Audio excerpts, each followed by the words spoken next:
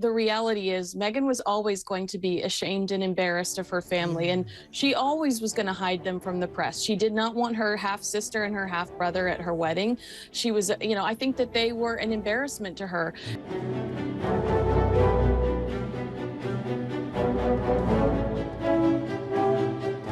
Princess Anne was due to fly out to Canada this week, but that's been postponed after what looks like an accident with one of her horses at Gatcombe Estate.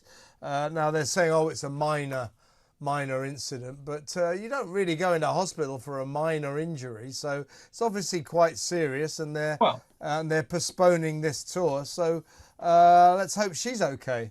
Yeah, I mean, she is 74, and I don't mean to say anything wrong about that, but I mean, I think you've got to be a little bit more careful as people get a little bit older. I'm just hoping that they decide to wrap Sophie and Edward up in cotton wool, because what we don't need is them to go down with something or other, you know. No, it's clearly, you know, anybody who's ever had anything to do with a horse knows they're very, very unpredictable, no matter how expert you are. And she showed at the weekend just how expert she is on a horse. But they are animals, and if they take to decide to sort of have a pop, whether it's a hoof or a head, believe me, that hurts. Yeah. It really does hurt. And they can call it minor all they want, but clearly, if she's in overnight, they'll be checking for concussion and everything else. And the last thing she needs to do, Kevin, is a long flight to Canada. Yeah, I'm sure it's just a precaution, because she's suffering from concussion, and you have to take head injuries very seriously. I'm sure she'll be fine, but it is kind of worrying. As you quite rightly say, Charlie, she is a real expert horsewoman, so that horse must have got a bit out of line. I mean, we don't know the details, but we wish Princess Anne, the hardest working of all the royals, all the best. Princess Anne's story. She's recovering well after a concussion, says on the front page of the Times. Other people, the Mail, have got Anne in hospital after being hit on the head by a horse. Rupert, very good morning to you. Morning, Mike. So, I suppose it's par for the course for Princess Anne. I mean, she's been a horsewoman all her life. You know, rode in the Olympics for us, of course, many, many moons ago. But what happened, as far as you're aware? Well, it appears that she was out walking on Sunday evening. It was a lovely evening in the Cotswolds. She's prone to do that anyway, likes to just sort of unwind, walking around Gatcombe Park Estate where she lives in South Gloucestershire. And it appears that presumably there were some horses out in the field and something happened. Now, no one's sure exactly why she was knocked out unconscious, but horses can be fickle beasts at times, and something happened. She may have got knocked on the head. Maybe she was walking with what, and he just sort of swung his head or her head.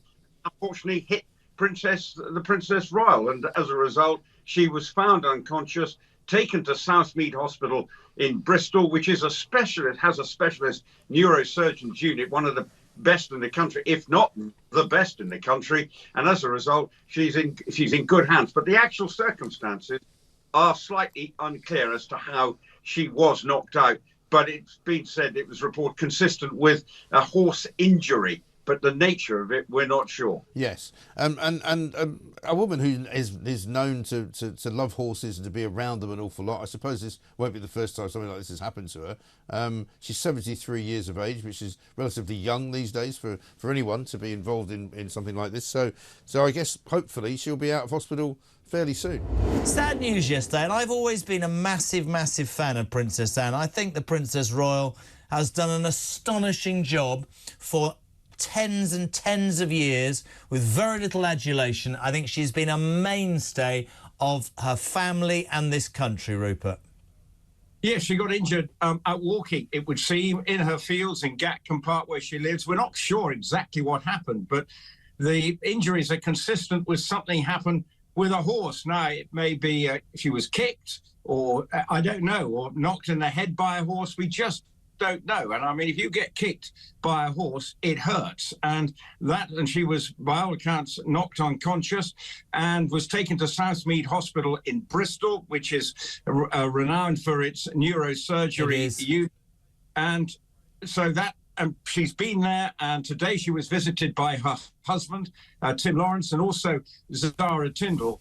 But, you know, horses are fickle beasts, and Princess Anne is a hugely experienced horsewoman, as we know, a former European champion, competed at the Olympics in 1976, and we saw her riding a pretty difficult mount at the King's birthday parade. Nobles required all her skills as a horsewoman. She's 73 years of age.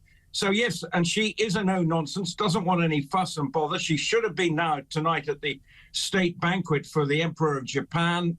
So hopefully she will be released. They're saying that she could be into the end of the week. She's got, by all accounts, no recollection of what happened in this incident. So we don't really know exactly what happened, but clearly a worrying moment. She was taken to hospital by ambulance very quickly on Sunday evening, and fingers crossed she'll be out soon and resuming duties in her matter-of-fact, no-nonsense way very soon. King Charles, also a very hard worker, of course. Now, he was off to Australia, New Zealand. Now, we understand he's now cancelling the New Zealand leg of his tour. There was talk of him going to Fiji, but he might not be going there now. The point being, Charlie, is this is old King Charles. He's desperate to get back to, you know, firing on all cylinders. And the accusation, as Camilla said the other day, is he just won't slow down. Now, the doctors look to me as if they'd put their foot down and said, listen, you really have got to start taking it a bit more easy, and you can't do this full tour. So at least he's doing what he's told. But the King should, well, let's hope he is properly concentrating on his recovery and not letting hard work get in the way of that.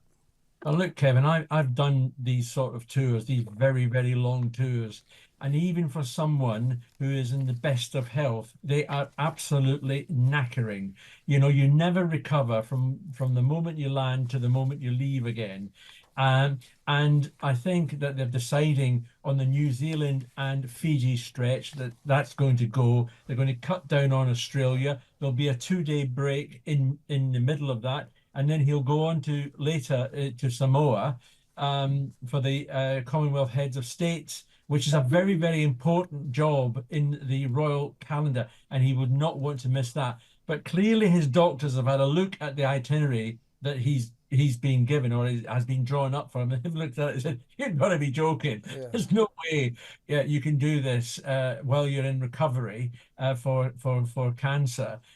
So it's right that he listens to the doctors. I know Camilla has been complaining because she's trying to get him to slow down a bit, and it's a bit like trying to hold on to an express train. It's going to drag you away. So yeah, he's got to have to listen to the doctors, and I think this trip is going to have to be redrawn quite considerably. Of course, Japanese Emperor, lots of pomp and ceremony today with His Majesty and the Queen as well. How long's he here for, though? I love all that. People who get angry, they waste the money. I think state visits are something else, don't you? Well, there's a lot of these state visits are not just thrown together. The Emperor was due to come here in 2020, but the COVID pandemic put paid to that. And obviously, it's probably slightly scaled down as we go through an election process. But the fact is, our relations with Japan are very important. And so it's not just about the pomp and circumstance and that, which obviously plays very well with the Emperor, who is actually a complete Anglophile. He went to university at Oxford and came here early at the weekend and insisted on going to the Thames Barrier, which he is fascinated about. I thought you were going to say Royal Ascot, not the Thames Barrier. What? Sorry, you've come all the way from Japan to look at the Thames Barrier. God. Well, that's what he wanted to do. He must be, because maybe he's fascinated by the engineering feat that is the Thames Barrier. So anyway, he went there at the weekend. He came a couple of days early. The formal part of it has begun. So a couple of days of formal events, and it is an important occasion. And obviously, and given the sort of wider geopolitical issues, you know, it is important that Britain maintain strong relations, or the government would say, and with Japan. So that's the whole point. We would be crazy not to start this off by talking about Prince William at the Taylor Swift concert. What was your first reaction when you saw that he was there, and then leading into his very dad dance moves? I was placating my daughters. It's not fair, Mum. It's not fair. Why weren't we there? Because we're in the same city. In fact, a whole bunch of teenage girls from my street were all dressed up, as you can imagine, as Swifties. They went, I said, have you got tickets? Oh, no. We're just going to stand outside the arena. And then they were going, we're not Princess Charlotte. You know, there was quite a feeling of, that's not fair. And like, I came out with a staple line that your grandparents come out with. Nothing's fair in life, darling. Nothing's fair in life. Because the way they did it was like the way around golden ticket, wasn't it? And the most beautiful picture. And Taylor Swift doing what she does best, kind of giving her love glow onto those kids like a sprinkle of fairy magic. When I was looking at the video of Prince William dancing, I couldn't help but think about how miserable Prince Harry kind of looked at the Beyonce concert. Is Prince William the ultimate Swiftie, or do you think he is more comfortable in himself than perhaps Prince Harry is, or is maybe Prince Harry doesn't really necessarily like that celebrity world? Do you have an opinion? I think that there have been difficult times for Harry. Maybe the Beyonce concert. Remember, he didn't have the cushioning of his children. There is something about the shield of your own offspring at events like that. They kind of tap into you. They help manage you. I see that with my own husband, men of a certain age in their early 40s. And if they've got a child there to sort of almost occupy the space to help embolden them, to make them feel okay, to give them a role. William had that at the Taylor Swift concert. Arguably, Charlotte was his raison d'etre, the very reason he was there. Whereas Harry, he's a little bit too old to be a Beyonce fan. And Archie and Lilibet, well, they don't do public appearances that often anyway, and they're a little bit too young. I mean, a toddler Beyonce fan doesn't kind of going to work. So he's more exposed, and he's more exposed anyway because he's far away from her. We did hear from Thomas Markle over the weekend. This was an hard eye roll from Tessa. This is an interview with the Daily Mail. He's turning 80 years old, and he said he thought Meghan Markle his daughter would always be there for him. He said that he felt like he had a lot in common with the King Charles, which he never expected, but just the fact that he doesn't have access to his grandchildren. I think this is probably a stupid question, but do these kind of interviews help his cause? Is Meghan going to open up the Daily Mail and say, who I think she's sued, and say, you know what, I think it's time to call Dad? No, he's attention seeking, Thomas Markle. He's in a place of pain. In fact, he also, if he's looking for similarities between him and the King, they also are up against it health-wise. They are beleaguered elderly men. But the difference is King Charles is king and Thomas Markle is not, the last time I checked. So there is something unfortunate, and I think it seems a bit callous almost, that there can't be some kind of bridge built behind the scenes. A lot of families have these ruptures. It's unfortunate from the Sussexes' point of view that they have them on both sides of the family, on both sides of the Atlantic. I think in time they will find a way forward. And my only concern is because neither men are in good health, that when will that happen? What's interesting is I think we've seen a more clear reach out from Harry towards his father. That relationship much less damaged, whether Thomas Markle wants to own that or not, much less damaged than the one between Meghan and her father. And one of the reasons is the royal family are discreet. King Charles hasn't gone and said anything about his son. Quite the reverse, actually said nothing. He's a blank sheet. Arguably, the one failing is he didn't find time to meet Harry when he was most recently over here. So that can seem like, the busy dad that Harry, there was implicit criticism of that. Dad was never really equipped to be a single parent dad. We were kind of quite low down on the pecking order. But Harry's never been equivocal. He's always loved his father, and the King's always loved his son. Whereas I think Thomas and Meghan, there's some serious ruptures there. And the key is, Kenzie, it's the breakdown in trust. Can you rebuild that? Can you rebuild it? Well, that's what I was going to ask you next. Can Meghan pick up the phone and say, Dad, I want to talk to you, but you can't tell Samantha, you can't tell Thomas Jr. I'm not being critical of her family when I say, her brother has a regular, and we saw it trending just a few months ago. Her brother has a regular YouTube channel where he talks about his sister. He impersonates his sister. It's almost like she's in an impossible situation, because how could she access her father without jeopardizing some of that privacy? Yeah, and as Thomas Markle started this, let's just work along those lines of him and the king being the same. The big difference is the enormous gulf. One is a very, very rich man and the other one ain't. And anything that drives clicks with Thomas Markle or his other offspring's brands drives money, income. Heartbreak interview. He is, of course, the father of Meghan Markle, saying that he kind of accepts that their fractured relationship will never be reconciled, will never be healed. But he's never seen his grandchildren. They're only 3 hours away from him, Archie and Lilibet. And he kind of accepts he's hitting 80 very soon. He's not a well man. He kind of accepts it's unlikely that he'll see them. It's all really upsetting, this stuff. I mean, I hate to say it, but I really feel like Meghan Markle considers her father long gone. I don't think reconciliation is even on her agenda whatsoever. Now, Thomas Markle and King Charles, very different people, very different lives, but they are joined, if you like, by a parallel situation that Thomas Markle talked about in this interview. He said, look, King Charles has seen the kids, but hardly ever. He has this long-distance relationship. And I never get to see them, and we're both sick. To still, what is it now, 5 years on, to still not be talking to him. He's never seen his grandchildren, and incredibly, he's never met his son-in-law, Harry. This is cruel by her, I think. I mean, I agree with you, but she's also in an impossible position because if she tries to reach out to him, I think that her fear is her half-brother, Thomas Markle, talking about it, who actually, I know we criticize him for his YouTube channel and impersonating her online, but the reality is he's taking care of their dad. I mean, if it weren't for him, if it weren't for Thomas Markle Jr., I don't know what state their father would be in. So I think she fears Thomas Markle Jr. I also think she fears Samantha, who's appealing that libel case against her in the States for defamation.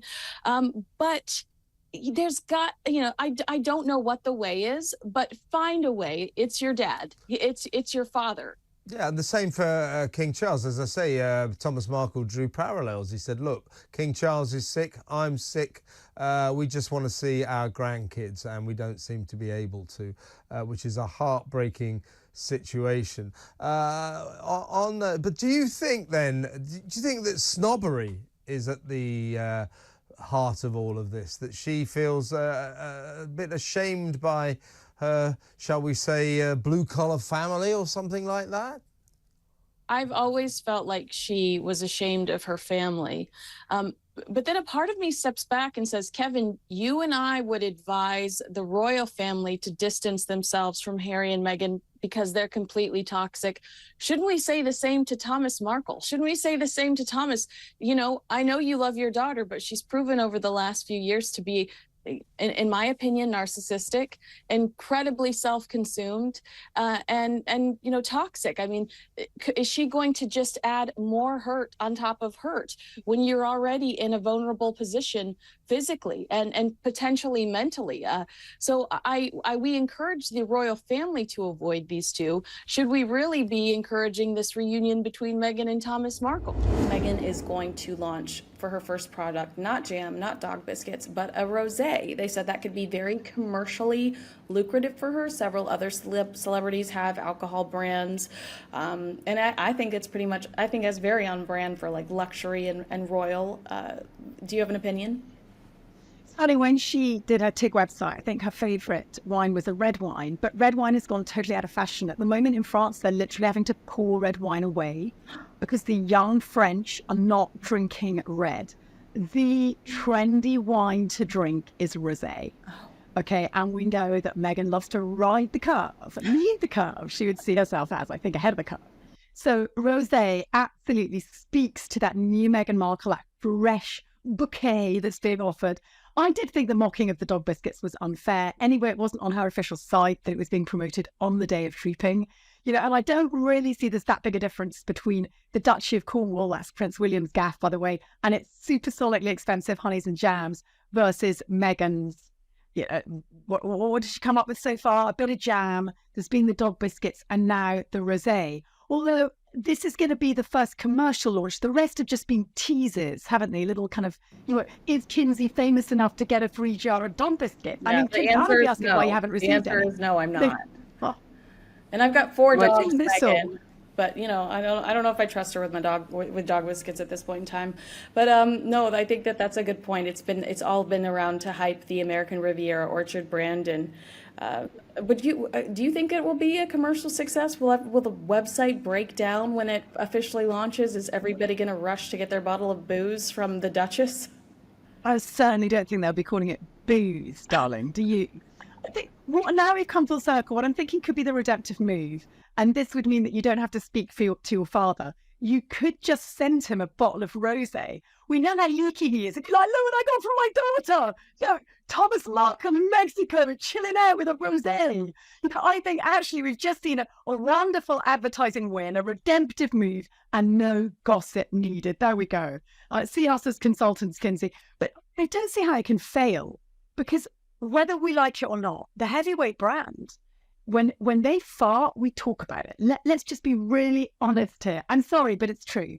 They don't have, they doesn't matter what they do, it's newsprint, it's clickability. It gets traction both here and in America. Apparently, they immediately announced, that was so successful, we'll do some more of these. That now seems to be developing into plans for a world tour. They've been covertly warned not to go anywhere near Australia because the King might be there on his official tour. But why would 2 private citizens want to tour the world, going to civic receptions, shaking hands with local dignitaries, posing for the cameras, acting like they're sort of regal visitors, it's a proper royal tour, when it's not? What is the point of it? Well, I mean, here's the contradiction, because, to defend Meghan not contacting Thomas because she wants her privacy, then we hear she's going to go on a world tour. That's the opposite of privacy, that you're really putting yourself out there. And I think the ultimate objective is to look like the royal family, because that is the royal family. That connection is the only value that Harry and Meghan have. Meghan was a Suits actress. There's a reboot coming. There's going to be a whole new beautiful cast of young characters. Meghan is not going to be included, and she's going to be inched out of the legacy if this new reboot becomes a success. Harry has always been the third wheel, a very loved young man, but did he really make a name for himself within the family? With what is his legacy going to be? Fingers crossed it's Invictus and not this marriage. But I think that they have to look like they're associated with the royal family. The royal family's obviously not playing ball, so they're going to do this pretend tour. So visually, it will look like they're still associated with the royals. Maybe they'll get some of the same royal reporters to snap their photos. And I think that the ultimate objective is just to look like they're still associated. This is an interview that Prince Harry did when he was last over in the UK, and it's a new video for a charity, Scotty's Little Soldiers, where he's a global ambassador, talking about grief. And let's talk about this with Rupert Bell, who's Talk's royal correspondent. Good afternoon to you, Rupert. Good afternoon, Julia. Thanks very much indeed. It's really nice to have an interview where he's not bleating on and moaning and whinging about something so unimportant, and neither is Meghan. It's actually a really important role he has as a global ambassador for this charity, and it's a charity for those who've lost children, who've lost their parents while they've served in the military, and of course something close to his heart as an ex-veteran. And what did he have to say on this interview? Well, when you look at it, this is what he's good at. And this is what we're missing. His empathy with, his service life was so important to him. And basically, he's talking to a member of the charity who lost her husband and then had to tell her 5-year-old child that that her father had been killed in Afghanistan, which is a horrible conversation to have with anybody. And obviously, it then turns around and the feeling that you should always talk, and this is what Scotty's Little Soldiers is, helping children who've lost parents at a young age. And obviously, in conflict situations, it's even more dramatic. And for those children, it must be heartbreaking. And again, Harry is able to allude to the fact that he lost his mother at a young age, okay, in a car crash, but he did have to go through an awful lot. No one will ever forget the picture of him walking behind Diana. Still breaks my soul. I still can't bear the people who were crying and wailing out when he was being so brave. But he's spoken about how it wasn't something he wanted to do. Look, let's face it, Charles, there was a fear he would get booed at the time. And there was an argument though they wanted the cover of having the boys there, and he obviously still feels that pain. But it is important, because again, having everyone else talk about your mum, but you not talk about it. I thought some of his words were quite poignant. It's so easy as a kid to think or convince yourself. You convince yourself that the person you've lost wants you, or you need to be sad for as long as possible to prove to them that they are missed. But then there's this realisation of no, they must want me to be happy. And he also said about seeking therapy and not bottling up emotions. He says that's the hardest thing, especially for kids, I think, which is I don't want to talk about it because it will make me sad. But once realising that if I do talk about it, I'm celebrating their life, then actually things can become easier. And he says you can't suppress it forever. It's not sustainable and it will eat away at you inside. And given what he said before in his autobiography, what he said in other interviews, does seem to, about going to therapy, that he wasn't given the support he needed as a child on this issue by a sort of stiff upper lip aristocratic family, and he wasn't able to talk about it, which is why it's sort of, been something he's had to deal with as an adult. Yes, and actually when you look at the age he was, just turning into his teenage years, that's an honourable time anyway for people to sort of going through change of life and everything. And so having to deal with that, and yes, the royal family at that stage, it was a seismic event, and in the sense it sort of jolted the royal family into the modern era, and having to realise that life doesn't just go on with a stiff upper lip.